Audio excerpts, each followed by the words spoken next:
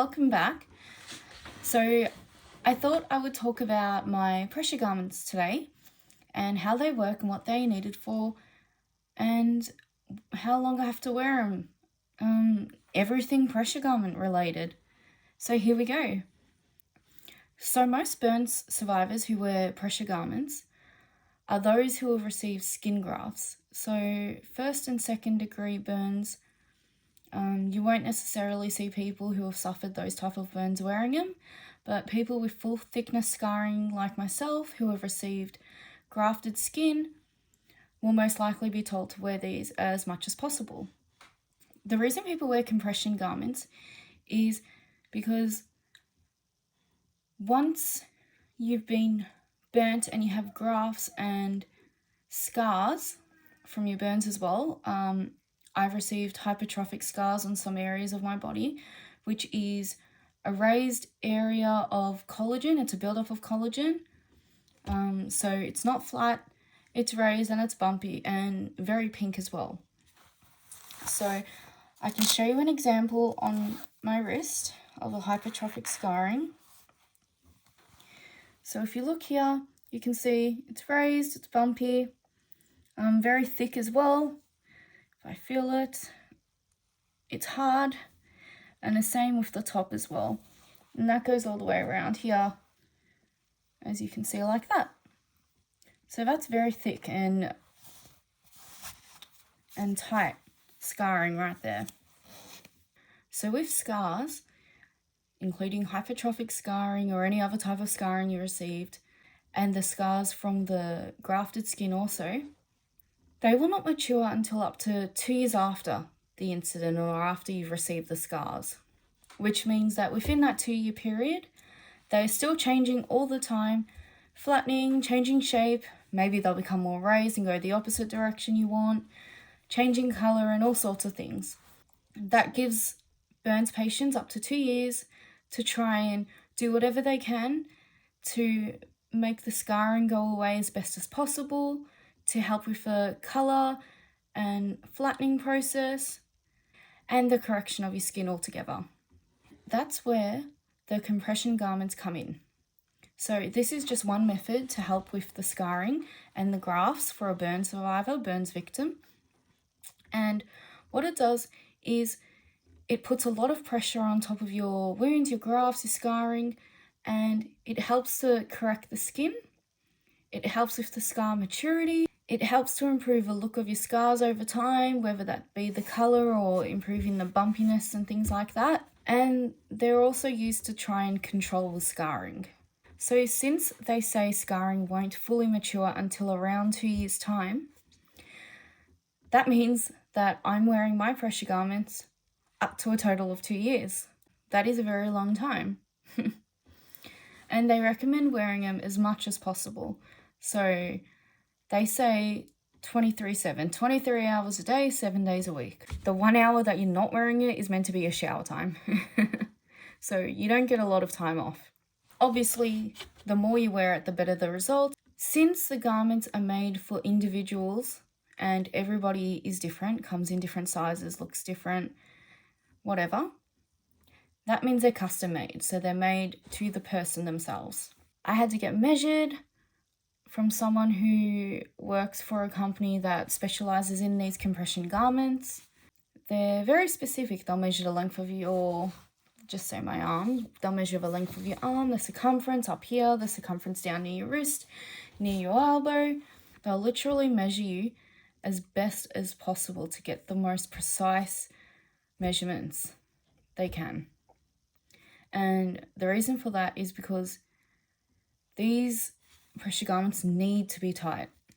They really have to be tight, or else they're not going to do what they're meant to do. So I pretty much wear my garments all over from head to toe.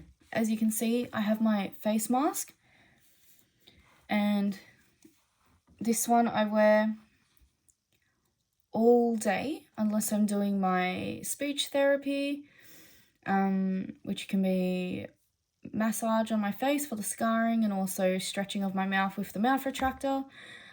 Otherwise, I'll have this on most of the time. The only exception being when I shower and sometimes when I eat. if you look closely, you can see little patches here sewn in. And on these patches, they've sewn in silicone. So silicone also helps with scarring and the appearance of scars and helping to flatten them. So they've sewn in a lot of spots of silicone all around my face, my cheeks and my forehead, and also under my chin. They've also done the same with my right glove because of that hypertrophic scarring that you saw just before. When I first got my mask, which I'll show you a picture of my very, very first mask that I got. It was extremely tight and I struggled a lot to put it on.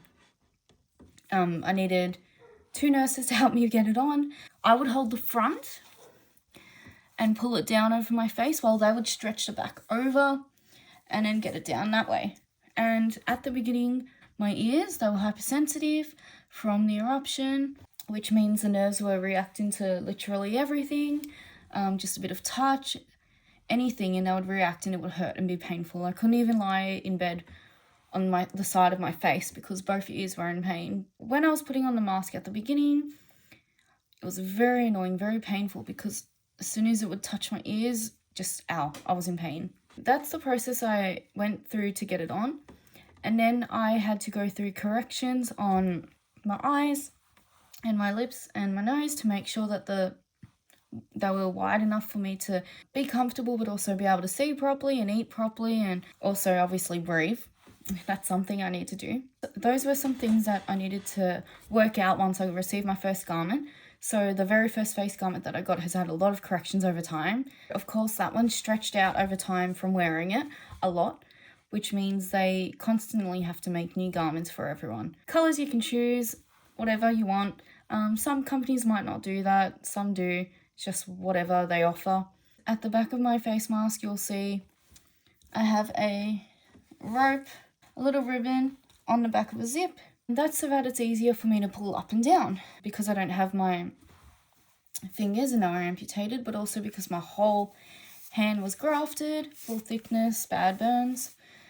They're very sensitive. The skin can rip quite easily.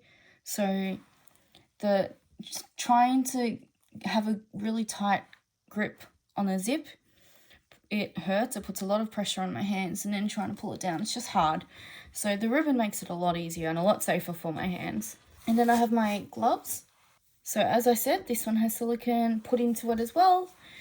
This one doesn't. I don't need it in this hand. They cover each of the fingers except for the tip of my thumbs. Originally, they did cover the tip of my thumbs. But I asked for them to be lowered. That way I could use my phone and my laptop. Priorities, I know. That was the only adjustment I had with these. And then it was just a few corrections to try and get it to fit on my pinky properly. The garments, because they're tight, not only helps with the scarring, but also with my hands, I've noticed it helps with shaping them. So it helped to reduce how swollen they were. I've definitely noticed a huge difference with my hands so far.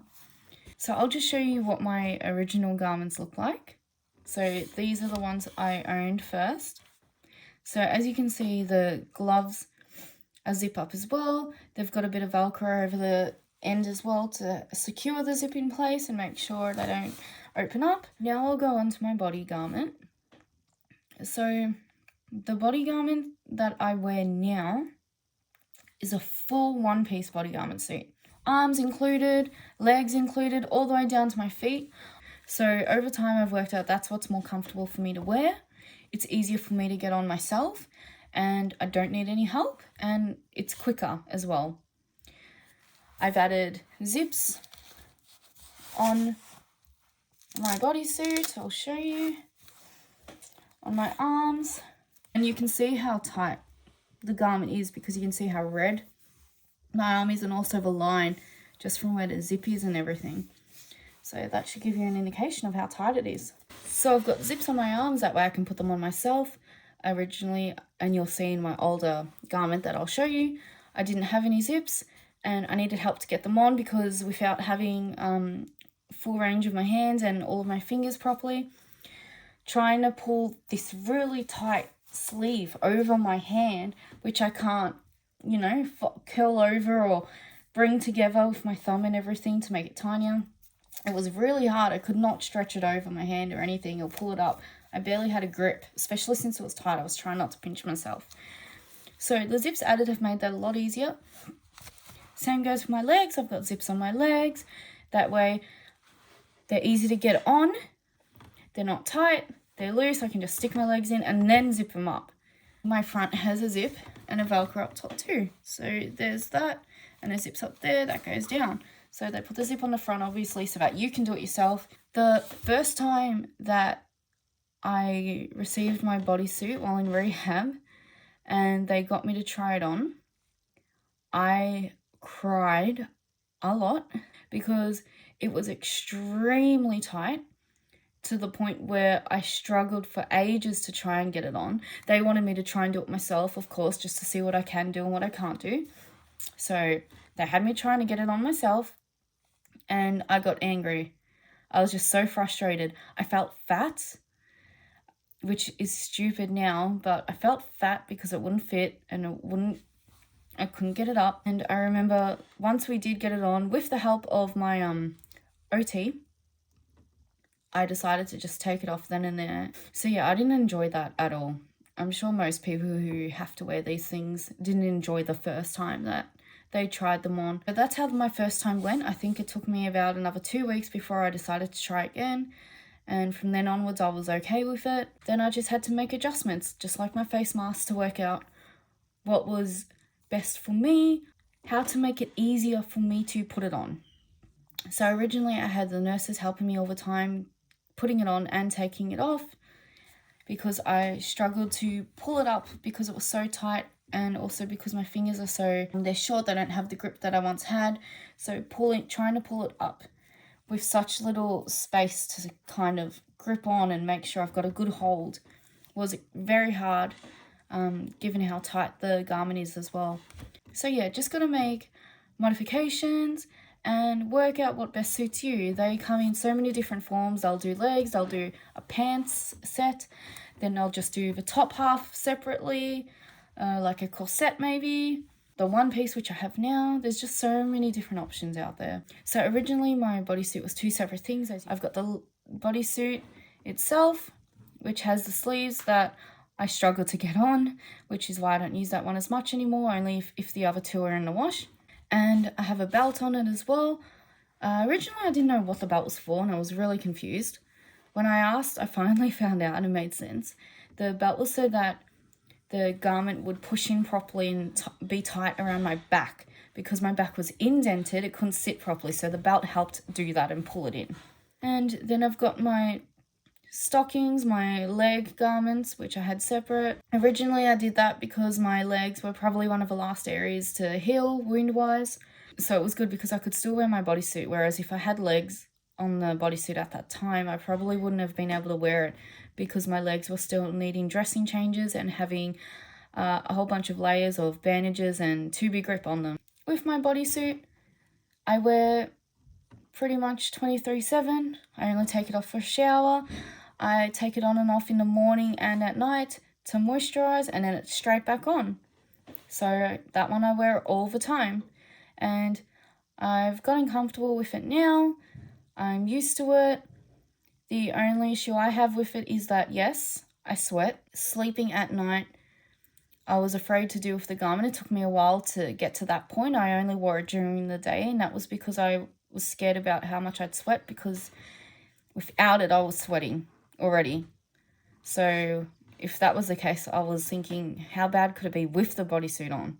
So we've made changes in my room, with my bed and everything, to make it a bit thinner, not as many layers, and also with my heater. The heater's turned off in my room all the time.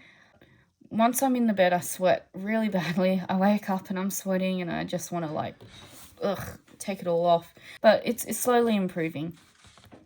The sweating is not just because of a compression garment, but also because of my burns and my skin being different now.